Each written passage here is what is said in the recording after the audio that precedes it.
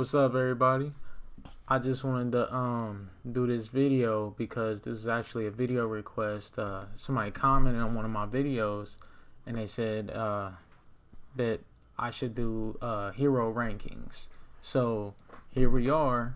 We about to jump right into it. Let me full screen my screen, and I wrote them down over here. So if you see me looking, that's what I'm looking at. I'm looking at my order, but this is also, I just want to say, this is just my opinion.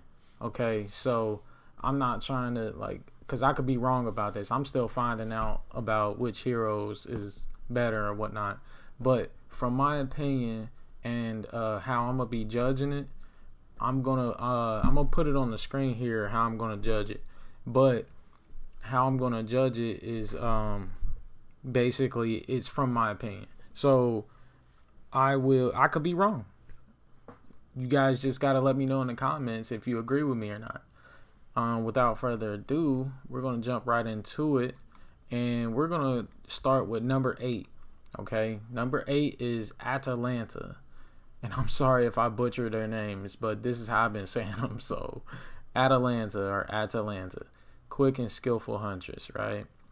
So, if you look at her stats here, she's got one of the lowest healths. 5,700. These are all base stats.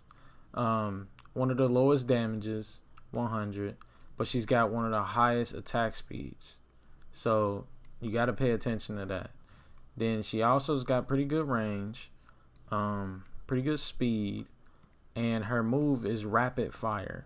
So it increases her attack rate. It's kind of like Hermes' move, but it just does a boost to attack rate. Now, the reason I'm putting her last on the list is because I never see anybody using her when I go on attacks. Nobody ever uses her. Granted, you know, these guys cost a lot of grapes here. That's what me and my friends been calling them, grapes. But ambrosia is really called ambrosia. But that's what nobody uses her. Getting back to the point here, nobody uses her. And it's hard for me to judge her because I never really see her in action. But I do want to say that this was a very close, last place between Atalanta and Adonis. And that's because moving right into number 7, Adonis, he's incredibly handsome. Anyway, he's got super low health, super low strength as well, very good attack rate as well, very good range as well, but his speed is not nowhere near as fast as Atalanta. But his power is charm, which we know what charm does from, Aphrodite. And he can do it every 8 seconds, which her power, it lasts for 10 seconds, and you can do it every 20 seconds. So because you're going to see through this list here, the recharge time on that is quite some time, okay? And the same thing I said for Atalanta, it goes for Adonis. Nobody ever really uses them. So just going off base stats, how many people use them, and if I would use them myself, the answer is both no. All three, no. None. I would not touch Adonis or Atalanta at all. As you guys can see, I have Theseus right now, but we are actually moving on from Adonis to Odysseus. I think that's how you say his name. Odysseus. He's intelligent and He's an intelligent and powerful archer. Now, a little bit more health, a little bit more strength, pretty good attack rate, a little bit less range, a little bit less speed, but he has power shot. And power shot is just like Artemis's move, her second power.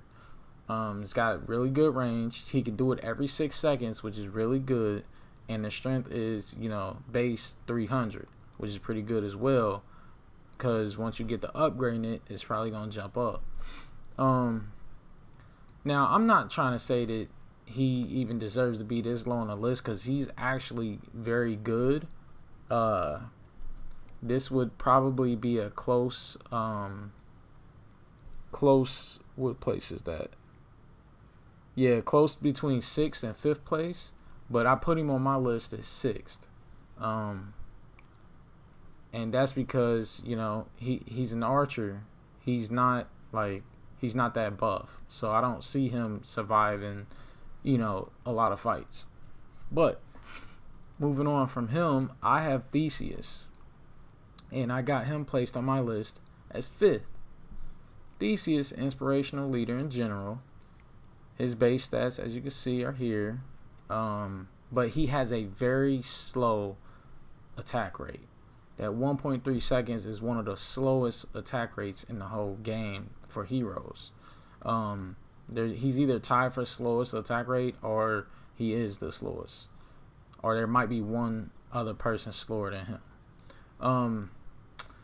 His range, which when I first got him, I didn't know he was ranged at all. So that's actually quite amazing. And that's one thing I wanted to tell you about him. Is that this is why I put him better than Odysseus. It's because he's a melee general with range. He can shoot at you from a distance and whack you if you get up close. But he's very, very slow. His speed is 15. Now, his power is called Encourage, which this power is like, it's like Athena's third power. Got damage reduction, you got the strength boost, and you got a big area around Theseus. And it lasts for 12 seconds, and it recharges in 20 seconds. As you can see, very slow recharge time as it goes for hero standards. But what it does is that it boosts all of your troops that he's near. So if he's going into the battle, that's a huge damage reduction and strength boost to all your little guys. And that's why I picked him. I'm like, oh, this is perfect. He's gonna make all my people stronger as well. But moving on from him, who I think is even better than Theseus, is Perseus, legendary slayer of monsters. Attack rate, that's probably the fastest in the game, 0.55. He's one of the slowest in the game as well, like Theseus for heroes. Base strength is quite high. Health, pretty good. And he's got the power of Medusa. Now, when you get higher up in the levels, you get to unlock the Gorgon Tower, which is basically the same thing. It does exactly what you would think Medusa does. It turns its enemies into stone.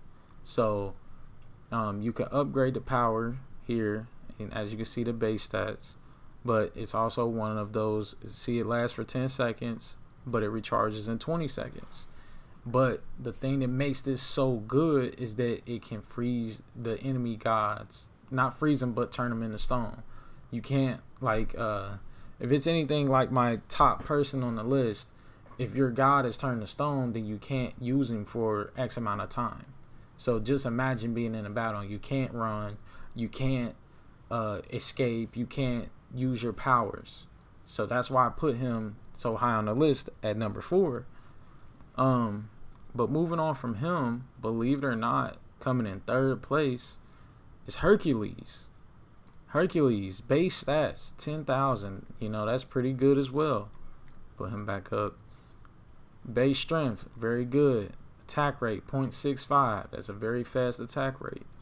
Speed, he's probably one of the slowest. Doesn't matter.